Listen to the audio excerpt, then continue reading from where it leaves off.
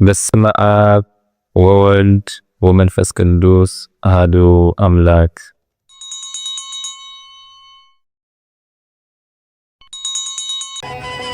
በስመ አብ ወወልድ ወመንፈስ ቅዱስ አሐዱ አምላክ አሜን።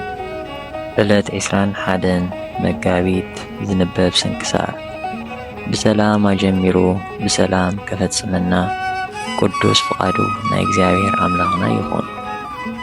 ኣብዛ ዕለት እዚኣ አምላክ ንዝወለደት እግዝእትነ ቅድስት ድንግል ማርያም መዘከርታ በዓላ እዩ። ጸሎታን በረኸታን ንዘለዓለም ምስ ኩልና ህዝበ ክርስቲያን ጸኒዑ ይንበር። ሰላም ለቺ ዘትፌጽሚ መፍቅደ ለዝሃሰሰ ቤተቺ ወለዘጎድጎደ ማርያም ፍትሂ እምክሳድየ ሃዲደ ምህረተ ዚአቺ እንዘ እስእል ፈድፋደ በብረከ ልብየ እንዘ እሰግድ ሰጊደ። ኣብዛ ዕለት እዚኣ ድማ ንዕኡ ምስጋና ዝግብኦ ጎይታናን ኣምላኽናን መድሓኒናን ኢየሱስ ክርስቶስ ካብ ሙታን ዘተንስኦ ኣልዓዛር ናብ ዘለዎ ቢታንያ ምስ ሃዋርያት ከደ። ኣልዓዛር ከዓ ምስ ጎይታ ኣብ መኣዲ ካብ ዝተቐረቡ ሓደ ንሱ ነበረ። ማርታ ድማ ምሳሕ ብምድላው ትለኣኽ ነበረት። ሓውታ ማርያ ግና ንኣይጋሩ ሽቱ እናለኸየት ብፀጉራ ትደርዞ ነበረት እሞ ጎይታና ከዓ ቀሪቡ ንዝነበረ ጊዜ ሞቱ ኣመልኪቱ እዚ ኣብ ክንዲ መዓልቲ ቀብረይ ገበረቶ ኢሉ ኣመስገና። ንሳ ድማ መሊሱ ድማ ከም ዝበላ ነዳያንስ ኩሉ ጊዜ ምሳኻትኩም ኣለዉ ኣነ ግና ምሳኻትኩም ኣይክህሉን እየ በለ። በዚ ድማ ጊዜ ስቕለቱን ሞቱን ከም ዝቐረበ የመልክት። ንዕኡ ምስጋናን ክብርን ዘለዓለም ይኹን። ሰላም እብል ለዘዚአከ ብጽሓተ መንገድሃሎ ኣልዓዛር እንተ ጸጎከ ሕይወተ ስመር ብየ እግዚኦ በከመ ሰመርከ ዘንተ ማርታ አሚሃ ትትለኣክ መልእክተ ወካልእታ ማርያ ትቅባእከ እፍረተ። ኣብዛ ዕለት እዚኣ ድማ ኣሕሉቅ ካህናት ንኣልዓዛር ክቐትልዎ ተማኸሩ። ምኽንያት እዚ ከዓ ኣብታ ዓባይ ተኣምር ዝኾነት ናይ ኣልዓዛር ምትንሳእ ዝተልዓለ ንዕኡ ምስጋና ዝግብኦ ብዙሓን ብጎይታና ኢየሱስ ክርስቶስ ይኣምኑ ስለ ዝነበሩ እዩ። ምሕረቱን ይቕሬትኡን ንዘለዓለም ምስ ኩልና ህዝበ ክርስቲያን ይኹን። ኣብዛ ዕለት እዚኣ ድማ ንላሜህ ወዲ ማቱሳላ መዘከርታ ዕረፍቱ እዩ።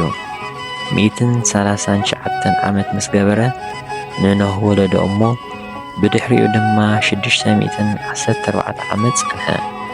ኩሉ ዕድመ ህይወቱ ድማ 753 ኮነ። ንእግዚአብሔር ኣምላኹ ድማ ኣስሚሩ ብሰላም ዓረፈ። በረኸት ኣምላኹ ንዘለዓለም ምሳና ይኹን። ኣብዛ ዕለት እዚኣ ድማ መዘከርታ ቅዱሳን ሰማዕታት ቴዎድሮስን ጢሞቴዎስን እዩ። በረኸቶም ንዘለዓለም ምሳና ይኹን።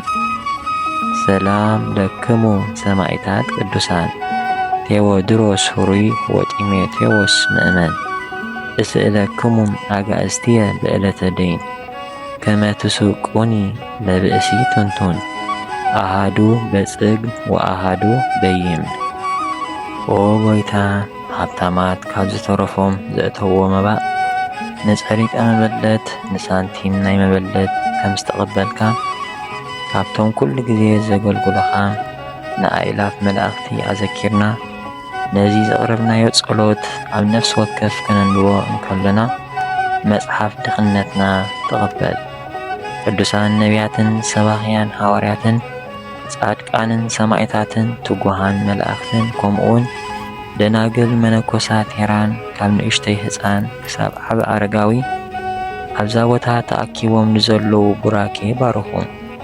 ነዚ መጽሓፍ ስንክሳር ብብርዒ ንዝጸሓፎን እናደረሰ ንዘጸሓፎን ብሓድሽ ልሳን ንዘንብቦን ዝተርጎሞ ንቓላት ዝቕዱስ ታሪኽ ብእዝኒ መንፈስ ንዝሰምዕን ብጸሎት ናይታ ካብ ኩሉ ኩሉ ባእሲ ዓራቒት ዝኾነት ኣዲኡ ቅድስቲ ድንግል ማርያም ጎይታ ኢየሱስ ክርስቶስ ብሓባር ይመሓረና።